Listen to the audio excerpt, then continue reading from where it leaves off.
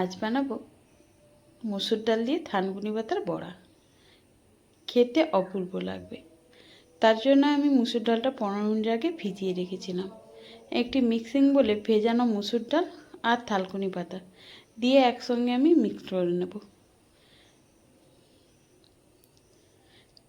Mixed করে নিয়ে একটি পাত্রে আমি ঢেলে নেব। একে একে দেব কুচনো পেঁয়াজ, কুচনো কাঁচা লঙ্কা, দেব চালের গুঁড়ো, পরিমাণ মতো লবণ আর হলুদ গুঁড়ো। ভালোভাবে আমি মাখিয়ে নেব।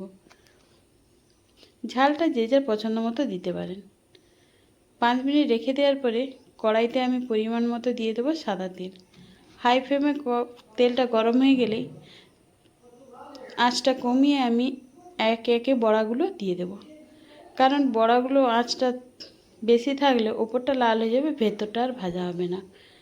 উল্টে পাল্টে ভালো করে ভেজে নামিয়ে নিলেই রেডি হয়ে যাবে মসুর ডাল দিয়ে থানকুনি পাতার বড়া।